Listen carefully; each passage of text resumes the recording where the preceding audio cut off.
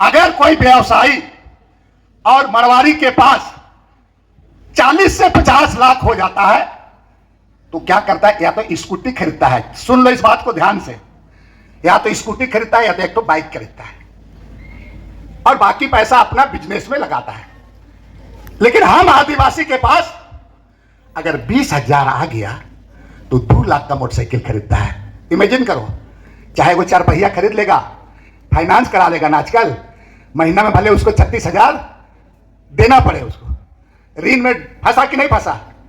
कमाई तो हमारा 20,000 कहां से हम जमा कर लिए और 1 लाख 2 लाख 3 लाख का बाइक खरीद लिए हम, या गाड़ी खरीद लिए और हम उसको इंटरेस्ट दे रहे हैं महीना में 36,040। ईमानदारी से प्रयास करना होगा, ईमानदारी से रास्ते से बड़ा भटकते हुए कई तरह का विघ्न बाधाएं आएंगी, उसे लड़ते हुए आप आगे बढ़ोगे तो निश्चित रूप से आप आगे बढ़ सकते हो। दुनिया की कोई ताकत आपको नहीं रोक सकता है, आप ऊंचाई तक पहुंच सकते हो। बहुत सारा जोखिम होगा, बहुत सारा खतरा होगा। जोखिम का मतलब आप सड़क में चलते होंगे तो कहीं पर ग्रीन लाइट जलता है, कहीं पर रेड लाइट भी जलता है, फिर रेड लाइट भूत जाता है तो फिर आपका ग्रीन लाइट जलता है। मतलब आपके जीवन में कई तरह के बात आते, कहीं पर आपको रुकना है, कहीं पर आपको आगे बढ़ना है, कहीं पर फिर रुकना है। तो जीवन में भी इसी तरह का समय समय पर आपका कई तरह का रुकावट, जोखिम आएगा। बिना जोखिम का, बिना खतरा का कोई भी आदमी आगे नहीं बढ़ सकता। इसलिए आपको जोखिम को रिस्क के साथ में, उस रिस्क को लेते हुए आपको आगे बढ़ने की जरूरत है। इसलिए आध्यात्मिक रूप से आपको एक विशेष रूप से आज शिक्षा दी गई और उस शिक्षा के सहारे आपको अपने जीवन को किस तरह से व्यवहारिक रूप से आप बनाएंगे, ये युवा लोगों के लिए आज का आध्यात्मिक जो बिशप स्वामी के द्वारा जो पवित्र मास किया गया, ये आपके एक तरफ से जीवन दर्शन की तरह कहा जाए, एक जीवन को एक सही दिशा, एक सही लक्ष्य में जाने के लिए एक विशेष पवित्र मास मिशा महामहिम बिशप स्वामी जी के द्वारा आपके बीच में यहां पर अनुष्ठान किया गया, पूजा अनुष्ठान किया गया है। और मैं उनको सबसे पहले स्वामी जी को और उनके सहयोगी पुरोहितगण को, युवा संघ के तमाम नौजवानों को और जिन्होंने इस सम्मेलन को करने के लिए जो सोच रखा, एक दृष्टि रखा। ऐसे तो हर एक साल सम्मेलन वगैरह होता है, लेकिन आज पूरे खूंटी डायसिस के 22 पल्ली के युवाओं को एकत्रित करके एक दिशा देना, एक जीवन का उनके बीच में ज्योति जलाना, ये एक अपने आप में एक महान काम है। और ऐसा वही लोग कर सकते हैं जो बिशप स्वामी विनय कंडुलना जैसे दूरदृष्टि, युवाओं को एक सही दृष्टि देना, युवाओं को सही तरीके से आगे बढ़ाना, युवाओं को योजनाबद्ध तरीके से उनको आगे ले जाना, उनका एक सोच है। और उन्हीं सोच को अपने जो सहायक पुरोहित लोगों के बीच में रख करके ये एक ब्लूप्रिंट तैयार करने के बाद इस तरह का योजना बना करके लगातार 21, 22, 23 तारीख तक आज तक जो ये आपके बीच में जो ये कार्यक्रम हो रहा है, ये बहुत ही जिसको कहा जाए मूल्यवान, जिसका कोई कीमत नहीं है, इसका पैसा कौड़ी से इस कार्यक्रम को आंका नहीं जा सकता है। ये आपके जीवन में एक बदलाव लाने के लिए, आपके जीवन को एक दिशा देने के लिए, आपका भविष्य को उज्जवल करने के लिए इस कार्यक्रम को आपके बीच में रखा गया है। इसलिए मैं सबसे पहले स्वामी बिशप विनय कंडुलना जी को और जितने भी हमारे पुरोहितगण युवक संघ के लोगों को, हम सभी लोग उनकी जो सोच, उनकी जो दूरदृष्टि, जो समाज को बेहतर और जो पिछड़ा समाज को आगे बढ़ाने के लिए एक दिशा देने का काम कर रहे हैं, उनके प्रति हम लोगों को आभार व्यक्त करना चाहिए। और एक बार जोर से हमारे बिशप स्वामी पुरोहित लोगों के लिए ताली बजा के स्वागत करें।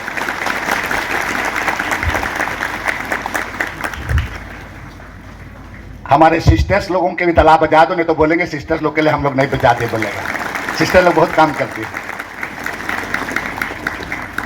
हमारे जो यहाँ उपस्थित हमारे कलिसिया की माताएं, पिताएं, नौजवान, हमारे तमाम भाइयों बहनों, बहुत बड़ी चुनौती है और इस चुनौती के द्वारा हमें बहुत चीजों को जमाने के अनुसार हमें बहुत बारीकी से समझने की जरूरत है। और आज आपको, हमें इसके लिए हमारे कलीसिया के अगुवाओं को और विशेषकर आप नौजवानों को कलीसिया की सेवा के लिए जो बुलाहट जैसे चीजों में भी आपको सामने आने की जरूरत है। हमारे बीच के नौजवानों को भी हमारे आज इसी खूंटी डायसिस से बिशप स्वामी जी बिशप बने हैं। एक छोटे से गरीब परिवार से जन्म लेकर के आज खूंटी डायसिस का चरवाहे के रूप में काम कर रहे हैं। हमारे कई ऐसे पल्ली पुरोहित है जो इसी खूंटी के आसपास से गरीब परिवार से जन्म लेकर के अपनी सारी सुख सुविधा को त्यागते हुए आज हमारा समाज का, आदिवासी समाज का, आदिवासी कलीसिया का निरंतर लगातार सेवा कर रहे हैं। उसी सेवा को आगे बरकरार रखने के लिए आज इस मन से मैं आह्वान करता हूं कि हमारे जो युवा हैं, युवतियां हैं, उनको भी इस कलीसियाई के सेवा में बुलाहट के साथ आपको आगे आने के लिए अपने को मूल्यांकन करने की जरूरत है, चिंतन करने की जरूरत है। आप नहीं तो और कौन, और ये सोच करके आपको समाज में और ये जो बुलाहट है इसके प्रति आपको चिंता करनी चाहिए, ताकि कलीसिया का सेवा आने वाले दिन में आप बेहतर तरीके से कर सकेंगे। ये मेरा आप लोगों को आज विशेष रूप से संदेश होगा। इस चीजों को आपको समझना है। मित्रों, समय बहुत बदल गया है, बहुत बदल गया। आज से 15 साल पहले आप याद करो, धीरू भाई अंबानी हुआ करते थे, बड़े बड़े विज्ञापन लगा कर हुआ करता था, एयरपोर्ट से लेकर के सभी जगह, कर लो दुनिया मुट्ठी में, ये बात कहता था। हम लोग, आप सारे लोग दुनिया को कैसे मुट्ठी में करेगा? पूरा इंफॉर्मेशन टेक्नोलॉजी इतना डेवलप कर गया, दूरसंचार। आज से 10 साल 15 साल हम लोग फोन के बारे कहां जानते थे? हमको तो याद है कि हम लोग काला चरवाही करने जाते थे और चुरा करके माचिस का खाली डिब्बा को घर से लुका के ले जाते थे। तो हमारा माँ बोलती थी कहा के लुका थी, तो खाली माचिस डब्बा है को तो कहले तो छुआ थी बोलते थे। और लेदरा वाला सूता को, और एगो चरवा ऊ काड़ा में एगो हम काड़ा में जोड़ लेते थे और सूता को हिलाते थे। हलो तो उधरो बोलता था, हलो का करा थी, तो का करा थी, ऐसे खेलते थे। दुनिया कैसे था पूरा, आज देखो पूरा इंफॉर्मेशन टेक्नोलॉजी इतना चेंज, सारा चीज चेंज हो गया। आज आपके पास में देखो मोबाइल, बड़े बड़े मोबाइल, चौड़ा चौड़ा मोबाइल। पहले चिट्ठी पत्र में लिखा जाता था, उसका जवाब आता था पोस्ट ऑफिस से। अब कुछ नहीं, अब तो वीडियो कॉल करके आप हंस हंस करके पूरा बात कर लो। अब तो बहुत जगह शादी ब्याह का कारोबार भी फोने में हो जा रहा है, सुन रहे हैं, बता रहे हैं। कितना चेंज हो गया। तो ये चेंज के अनुसार हमको भी अपना मानसिकता को चेंज करना होगा, बदलाव लाना होगा मानसिकता को। और ये बदलाव हमारा युवा पीढ़ी ला सकता है। तब है आपके साथ बहुत सारा जोखिम होगा, बहुत सारा खतरा होगा। जोखिम का मतलब, आप सड़क में चलते होंगे तो कहीं पर ग्रीन लाइट जलता है, कहीं पर रेड लाइट भी जलता है, फिर रेड लाइट भूत जाता है तो फिर आपका ग्रीन लाइट जलता है। मतलब आपके जीवन में कई तरह की बात आती है, कहीं पर आपको रुकना है, कहीं पर आपको आगे बढ़ना है, कहीं पर फिर रुकना है। तो जीवन में भी इसी तरह का समय समय पर आपका कई तरह का रुकावट, जोखिम आएगा। बिना जोखिम का, बिना खतरा का कोई भी आदमी आगे नहीं बढ़ सकता। इसलिए आपको जोखिम को रिस्क के साथ में, उस रिस्क को लेते हुए आपको आगे बढ़ने की जरूरत है। इसलिए सबसे पहले मैं युवाओं को कहूंगा कि अच्छे काम के लिए, अच्छा समाज के लिए, बेहतर सोच के लिए, बेहतर विचार के लिए आप नौजवानों को खतरा से भी खेलना होगा। तो आपको उसके लिए समझौता नहीं करना है, इस बात को कहने के लिए आया।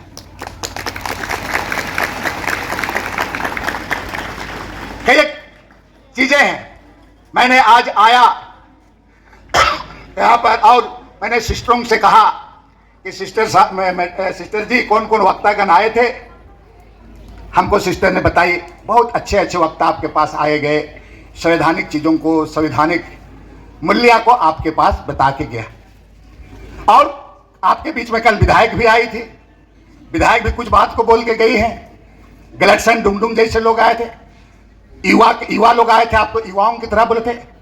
आज हमारे बीच में हमारे बिशप स्वामी जी एक आध्यात्मिक गुरु के नाते आपको पवित्र मास में अपनी बातों को आपको बताने का काम किया है, और मैं आपके बीच में एक पिता के हैसियत से, एक अभिभावक के हैसियत से आपके बीच में आया हूं और आपको इस बात को बताने का काम कर रहा हूं।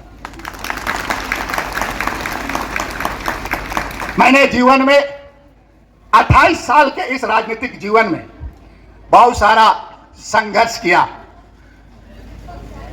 मैंने अपने शिक्षण काल में मेरी जो हालात, हमारी जो दयनीय स्थिति आपके तरह ही, मैंने जिसको कहा जाए हमारा परिवार स्थिति बद से बदतर स्थिति में था।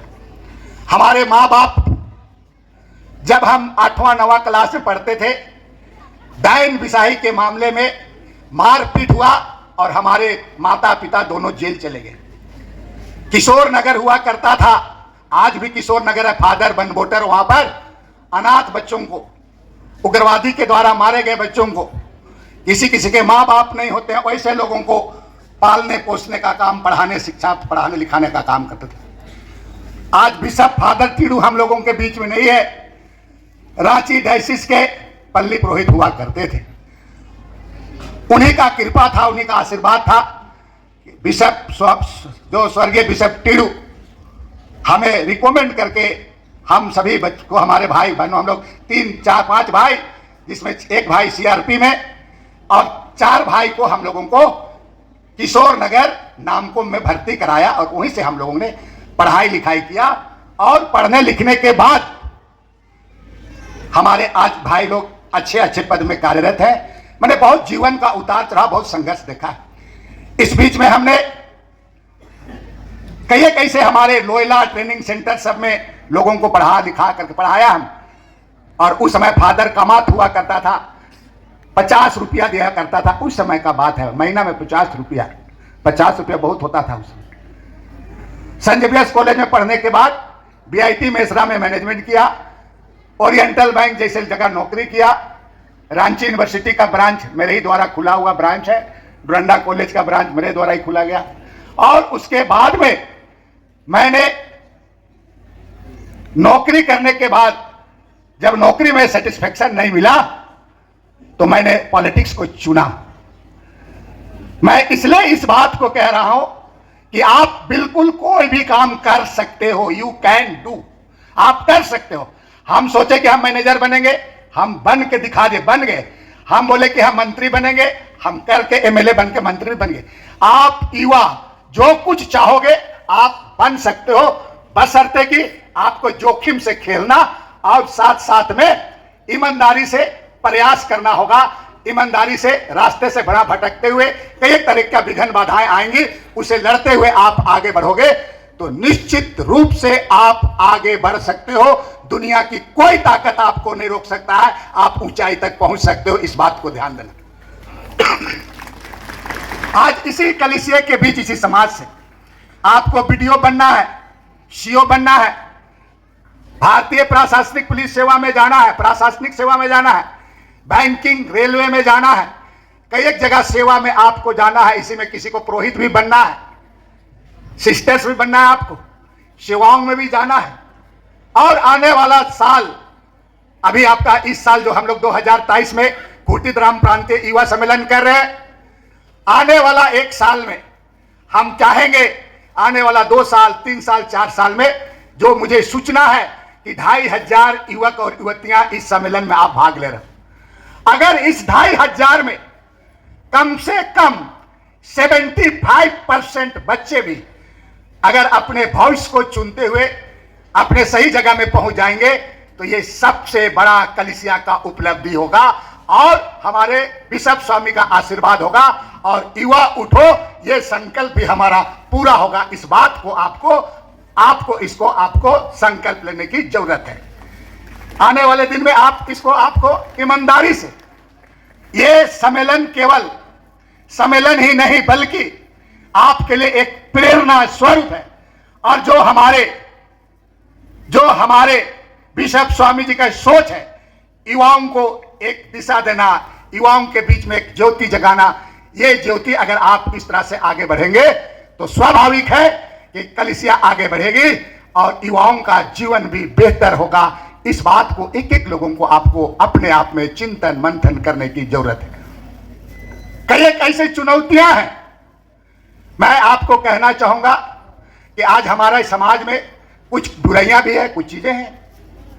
आदिवासी लोगों में एक व्यापारी क्या करता है, एक मरवारी क्या करता है, इसको मैं आज आपको, कल मैं आ रहा था तो इसका किताब हमने पढ़ा, आपका क्या खेड़ा का हम पढ़े, क्या खेड़ा है ये जी संतोष जी, शिव खेड़ा का किताब हमने पढ़ा कि क्या हम आपको बताएंगे।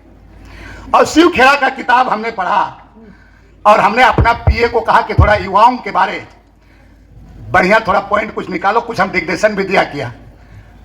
ओ सुबह हमने मांगा कि जाना है हमको लापुंग, थोड़ा क्या बना है रात को जो बताया तो उसको बताओ, तो 7 पेज का लिख करके दिया हमको। तो हमने उसको बोला कि 7 पेज को पढ़ देंगे क्या, हम तो भाषण से कैसे देंगे, कौन सुनेगा 7 पेज को। फिर गाड़ी में ही हम हमारे संतोष जी से डिस्कशन करते हुए कुछ पॉइंट सबको हम लेकर के आए, लेकिन हमको लगता है कि वो पूरा विस्तार से जाना उचित नहीं होगा, बाद में दूसरे समय करेंगे। मैंने एक मरवारी व्यापारी लोगों की बात कर रहा था, जो कुछ बातें मैं दूसरे किताब में पढ़ा था, और आदिवासी और व्यापारी और मरवारी व्यवसायी वर्ग को और आदिवासी उनके बारे में तुलना कर रहा था। कुछ हमारे कुछ विद्वान लिखे हैं उसमें कुछ चीजों को इंगित किया है कि अगर कोई व्यवसायी और मरवारी के पास 40 से 50 लाख हो जाता है तो क्या करता है, या तो स्कूटी खरीदता है, सुन लो इस बात को ध्यान से, या तो स्कूटी खरीदता है या तो एक तो बाइक खरीदता है और बाकी पैसा अपना बिजनेस में लगाता है। लेकिन हम आदिवासी के पास अगर 20,000 आ गया तो 2 लाख का मोटरसाइकिल खरीदता है। इमेजिन करो, चाहे वो 4 पहिया खरीद लेगा, फाइनेंस करा लेगा ना आजकल, महीना में भले उसको 36,000 देना पड़े, उसको ऋण में फंसा कि नहीं फंसा। आज जितने भी हमारे मैक्सिमम लोग हम गाड़ी में चढ़ते हैं, क्या फाइनेंस किया हुआ गाड़ी है। कमाई तो हमारा 20,000 कहां से हम जमा कर लिए और 1 लाख 2 लाख 3 लाख का बाइक खरीद लिए हम, या गाड़ी खरीद लिए, और हम उसको इंटरेस्ट दे रहे हैं महीना में 36,000 40,000 तक। तो हम 18 साल 19 साल के बाद ही हम तो ऋण में बोझ में दब गए, दबे कि नहीं दबे। अब बताओ हम बड़ी व्यापार या बड़े चीज को कैसे सोचेंगे। इसीलिए जितना हमारा, आप दूसरों का नकल मत करो, नकल ले करने के लिए अकल चाहिए, और बिना अकल का नकल करोगे तो शकल भी तुम्हारा खराब हो जाएगा। हम आज नकल करते हैं, हमारे साथ बहुत चुनौती है, कैसे हम आदिवासी को बचाएं।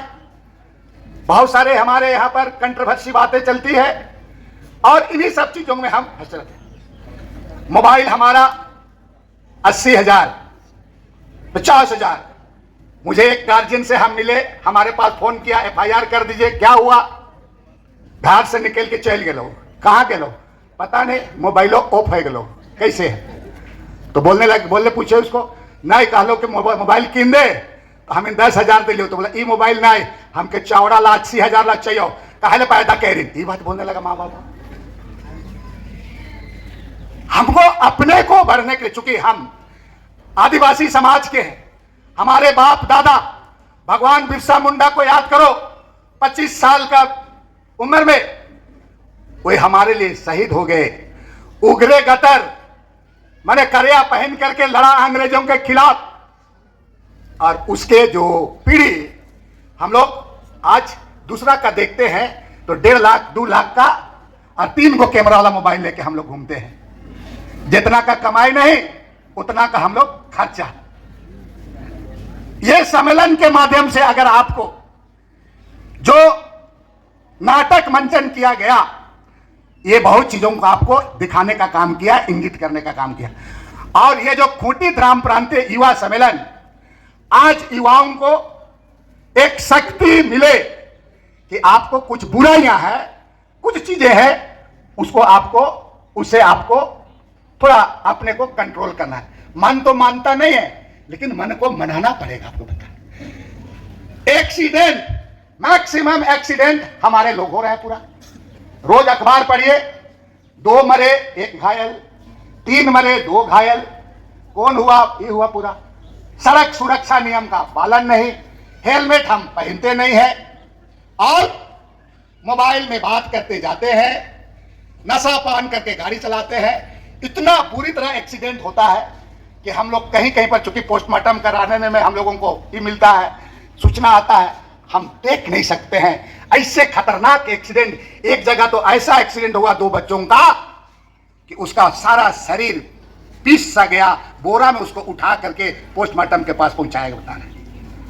और जिस परिवार में नौजवान का एक्सीडेंट होकर मृत्यु होता है, उस मां बाप का क्या गुजरता होगा, ये आप इसको चिंता करो। इसीलिए ख्रिस्त में मेरे भाइयों एवं बहनों, आपसे मैं कहूंगा कि आपके साथ बहुत सारी चुनौतियां हैं जीवन को बेहतर करने के लिए, और इस मंच को याद करते हुए आप एक एक चीजों को सावधानी पूर्वक, जोखिम का सहारा लेते हुए, कहां हरा बत्ती जलेगा कहां लाल बत्ती जलेगा, इसको ध्यान में रखते हुए अपने जीवन को आगे बढ़ाना, यही मेरा आप लोगों को शुभकामनाएं है। इसी बात को मैं कहने के लिए आपके बीच में आया। आखिरी में 2 बात कह के अपनी बात को समाप्त करूंगा। अभी बहुत सारा लोग हमारे लोगों को इतना सॉफ्ट टारगेट समझ लेता है। कहीं मिलिट्री में बहाली हो रहा है, कहीं सचिवालय में नौकरी लगेगा, कहीं पर तुम्हारा टीचर में लगा देंगे, नर्स में बहाली हो रहा है। आजकल कंप्यूटर है, फर्जी टाइप करा के दिखा देता है, देखो वैकेंसी है, फलना है, और 3 लाख 2 लाख बेचारा लोगों को ठगता है पूरा।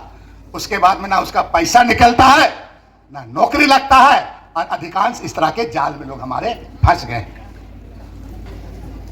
अधिकांश लोग इस तरह के जाल में हमारे लोग फंस गए पूरा।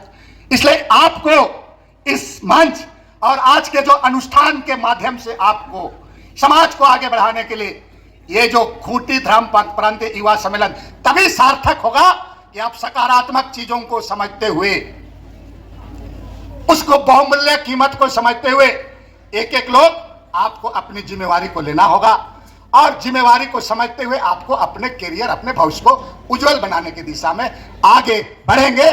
तो मुझे विश्वास है कि देर होगा लेकिन अंधेर नहीं होगा, और यहां जितने बच्चे बैठे हुए हैं उसका भविष्य उज्जवल होगा, करियर अच्छा होगा। यही बात आपको मैं कहता हूं, और इस बात को आपको ध्यान देना। तब है क्या कि आप मां बाप का हुक्म को जरूर सुनना, मां बाप का आदर करना। मां बाप आपको जन्म क्रम दिया है।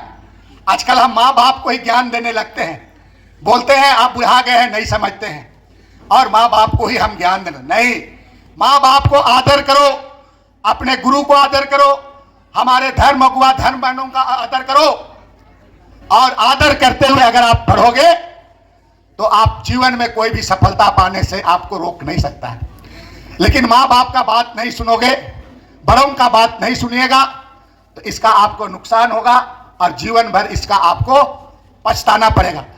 खूंटी जाना है तो यहां जा करके खूंटी वाला गाड़ी में, टेम्पो में चढ़ना होगा, बता रहे। अब उधर जाने के लिए चढ़ जाओगे तो पहुंच जाओगे पालकोट, गुमला, लोहरदगा पहुंच जाओगे, बता रहे। आपको रेल में जाना है पटना, गरीब रथ में जाना है कि राजधानी में जाना है कि बस में जाना है, तो बस स्टैंड जाओगे ना। रेलवे में जाना है तो रेलवे वाला टिकट ना लोगे, अब पता चला कि रेलवे वाला टिकट लेके कृष्णा बस स्टैंड पहुंच जाओगे तो पहुंचा देगा छपरा, बता दे रहे हैं। मैंने दिशा को आपको ध्यान देना होगा, दिशा को। और यही समाज कल के भविष्य है। आप, यही समाज आदिवासी समाज को एक ताकत देगी, यही समाज आदिवासी समाज को उन्नति बनाने का काम करेगा, आगे बढ़ाने का काम करेगा। और इसी के लिए लगातार हमारे बिशप स्वामी जी और उनके सहयोगी पुरोहित सिस्टरगण मोमबत्ती की तरह जलने का काम कर रहे हैं, पिघलने का काम कर रहे हैं, और समाज को प्रकाश दिखाने का काम कर रहे हैं, प्रकाश देने का काम कर रहे हैं। इसका चीजों को आपको समझने की जरूरत है, और इस दिशा में हमें संभलते हुए आगे बढ़ने के लिए हमको लगातार प्रयास करना है।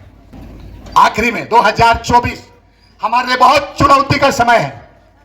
कई बातें डीलिस्टिंग, कहीं सरना ईसाई, कई एक तरह की बातें, कई एक तरह की बातें आकर के लोगों को दिग्भ्रमित, कुछ शक्तियां ऐसी काम करती हैं जो आपस में बांटने का, आज जरूरत है हमको हमारी परंपरा, हमारी संस्कृति, इसको रक्षा करने के लिए हमारा जो ग्राम सभा है, पेशा कानून के तहत सरकार कानून को लागू करने के लिए अंतिम रूप दे रही है। हमको लगता है इस पूजा के बाद में शायद उसको कैबिनेट का मुहर लग जाएगा। ग्राम प्रधान को इतना अधिकार है पेशा कानून के तहत, और इस पेशा कानून, स्वामी जी यहां पर है, रांची पारिश में सहायक बिशप हुआ करते थे। कितना एक लंबी जद्दोजहद के बाद ये पंचायत चुनाव हुआ। आज स्वामी जी भी साक्षी है, गवाही है, कितने लोगों को जेल जाना पड़ा, कितने लोग शहीद हो गए। उसके बाद में ये पेशा कानून के तहत इस झारखंड राज्य में चुनाव हुआ है, और इसके लिए कई एक बार हम लोग जेल गए, कितने लोग मर गए पूरा। और ये आंदोलन के बावजूद ये पेशा कानून के तहत ये चुनाव हुआ है। ये कानून आपका लागू होने वाला है। ये कानून लागू होगा तो आपके ग्राम प्रधान को इतना पावर है उसमें कि छोटे मोटे झगड़े, छोटे मोटे काम, ये उसको अपने स्तर तक निपटारा किया जाएगा। और हमारा जो वन पट्टा अधिकार, खनन पट्टा जैसे मामले, ये सारे मामले गांव में ही प्रधान बैठ करके ग्राम सभा के माध्यम से इसका निष्पादन करेंगे। और साथ साथ जो योजनाएं होंगी उस योजनाओं को भी ग्राम सभा ही पारित करेगा। ग्राम सभा इतना मजबूत है कि जो योजना बनेगी वो योजना ना विधानसभा उसको काट सकता है, ना ही तुम्हारा कोई चीफ सेक्रेटरी काट सकता है। जो ग्राम सभा से जो बना हुआ है उसको नहीं काट सकता है। तब है कि ग्राम सभा को आपको महत्व को समझना होगा। आज ग्राम सभा होता है, ग्राम प्रधान घर में बैठ करके ग्राम सभा कर लेता है, रजिस्टर कोई साइन किया नहीं किया उसे मतलब नहीं। हम ग्राम सभा में जाते नहीं है। इसीलिए अगर गांव की पारंपरिक पढ़ा व्यवस्था, मन की मुंडा से लेकर तमाम चीजों, जमीन जायदाद सारा चीज, चूंकि हम जल जंगल जमीन के रखवाले हैं, जल जंगल जमीन से हमारा सीधा संबंध है। अगर हम इन तमाम चीजों को, हमारी सांस्कृतिक, हमारी पढ़ा, हमारी मन की व्यवस्था, तमाम चीजों को और सब चीजों को अगर हम ध्यान में रखते हुए करेंगे तो ग्राम सभा में आप जरूर भाग ले और ग्राम सभा को मजबूत करें। ये मेरा आप लोगों से आग्रह होगा, ग्राम सभा को आप मजबूत करें। आखिरी में हम 2024 के बारे में युवाओं से कहूंगा कि 2024 दिमाग में आप रख लो, और आज के बाद से ही आप लोगों के बीच में इसको आप एक तरफ से प्रोपेगेंडा के रूप में लोगों को समझाएं।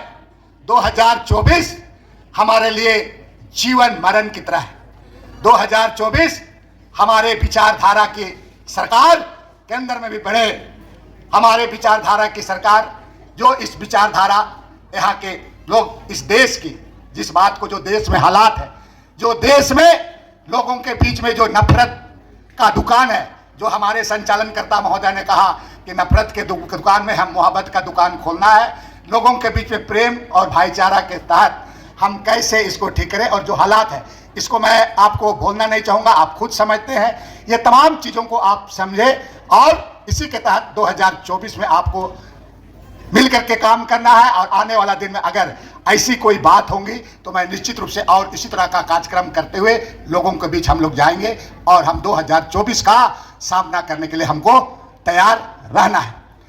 साथ में अंतिम बात बोल के अपनी बात को समाप्त करूंगा कि जितने युवक युवतियां हैं, रोजगार के बारे आपको अखबार वगैरह को, विशेषकर आपको जो एडिटोरियल है, संपादकीय पेज होता है अखबार में, अखबार थोड़ा पढ़ने लिखने का आदत डालो यूथ लोग। मोबाइल के भरोसे ही मत चलना, अखबार थोड़ा जरूर पढ़ो। प्रभात खबर हो, हिंदुस्तान हो, दैनिक भास्कर हो, आप पढ़ो, उसका संपादकीय पेज को पढ़ो, उसे बहुत सारा शब्दों को आपको सीखने का अवसर मिलेगा। और आज जो बेरोजगारी, लाखों कंपटीशन के बीच में लोग चुन करके आते हैं, बहुत कंपटीशन है, इसलिए आपको ज्यादा मेहनत करना है। और अभी जो सरकार के द्वारा जो वैकेंसियां सब निकल रही है उसको भी आपको तैयारी करना है, देखना है। कहीं कहीं पर ऑनलाइन के माध्यम से फार्म भरा जाता है, ऑनलाइन के माध्यम से आपको कहीं कठिनाई होती है। आप लोगों को बताएं, समझाएं, एक एक युवा आप जिम्मेवारी ले लो। और ये जो शब्द है कि हे युवा, मैं तुमसे कहता हूं उठो, इस बात को लेके अपने टोला मोहल्ला में उठने का मतलब सूतल है उसको उठो नहीं, उसको पूरा बताओ कौन चीज हो रहा है यहाँ, का हुआ था, का नहीं हुआ था, का करे खाओ नहीं करे खाओ, है ना। इस बात को लोग को बताओ, ये जिम्मेवारी आप लोग करके जाओ। और 3 साल के बाद, 4 साल के बाद हम लोग इसी मंच में हम लोग आज साक्षी होंगे कि आज बिशप स्वामी जी ने जो आध्यात्मिक रूप से अनुष्ठान किया है, ये आपके जीवन में पूरा फलेगा फूलेगा और आपका कैरियर ऊंचा होगा, भविष्य अच्छा होगा। इस बात को आप जरूर इसको लोगों के बीच बताएं। और कई एक तरह की हमारी बच्चियां हैं, लड़कियां हैं, बहुत सारे लोग एक से एक हमारे लड़कियों के पीछे में, कहीं पर आपका लड़की को ह्यूमन ट्रैफिकिंग के नाम पर, एक तरह के नाम पर हमारे लड़कियों को, पढ़े लिखे लड़कियों को, बच्चियों को पूरा बहुत तरह का लेकर के, जिसको कहते हैं तुम्हारा जादूगरी करके ठगने का काम करते हैं। जादूगरी कभी कभी बस स्टैंड में होता है, देखो ना, डोंगरा में हिलाता है, उसके बाद दिखाता है कबूतर बन गया, देखो जिलेबी बन गया, दिखाता है ना। और वैसे भी तुमको भी दिखाता है, ठगता है पूरा, ऐसे करा देंगे वैसे करा देंगे। बेचारी भोली भाली लड़कियां लोग फाई जाती है। आपको हमको बोलने में कतई मैंने हमको ये बात नहीं होगा, हम स्वामी जी से माफी कर चाहते हुए इस बात को जरूर बता देना चाहते हैं, क्योंकि दिल में कभी कभी इस बात को सोचता हूँ। हमारा बनोरा गाँव में जो नगर एक गाँव है, जो नगर, उस गांव में हमारा बुरमू तरफ का मुंडा लोग बसा हुआ है। वहां पर देखे कि कुछ गड़बड़ी हो गया था, हमको लोग बुलाया, वहां पर हम गए। तो एक व्यक्ति, एक हमारा ट्राइबल लड़की को वो शादी करके रखा, कैसे ही रखा है पूरा। हम वहीं पर बैठे तो दूसरा लड़की निकली, तो ई कौन है? तो बोला ए होकर बहन है कोरे। तो केकर जगह ई खोरा खलो रे, यह चलता हमें लड़ा थी कर से बोलता है, समझे ना। फिर दूसरा एगो लड़की देखा, ये देखी खोरे खोरे बोलता है। मैंने हम और जमीन सबको कब्जा कर दिया है पूरा इकरा करके।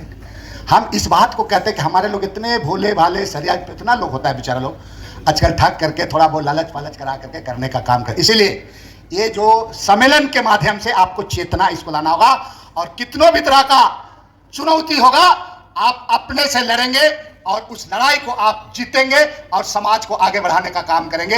इसी बात को लेकर के अपनी बात को मैं समाप्त करता हूं, इस उम्मीद के साथ मैं 3 साल के बाद इसी तरह से सम्मेलन हो कुटी युवा आप लोगों का, और हम लोग हाथ उठा के पूछेंगे कि कितने लोग कहां कहां पहुंच गया। लोग बताएंगे कि हम लोग ऐसे बने वैसे बने, बताएगा तो हम लोगों को बहुत खुशी होगा।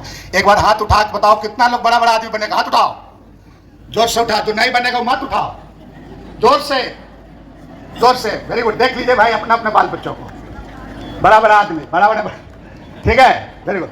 चलो कितने लोग बुलाहट में फादर सिस्टर में जाएंगे, हाथ उठाओ, हाथ उठाओ।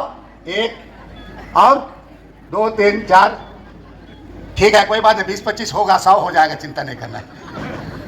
बहुत बहुत धन्यवाद एवं जय यीशु। और एक कुछ मैं लिखा हूं, उसको मैं कोशिश करूंगा कि यूथ डायरेक्टर को दे करके हम थोड़ा आप लोगों तक पहुंचाएं, इसी उम्मीद के साथ कि बहुत अच्छा कार्यक्रम है और आपने बेहतर तरीके से किया है। युवाओं का जज्बा है, युवा कुछ कर सकते हैं और हमको विश्वास है कि आने दिन में आप बेहतर करेगा। बहुत बहुत धन्यवाद। जोहार, जय जय।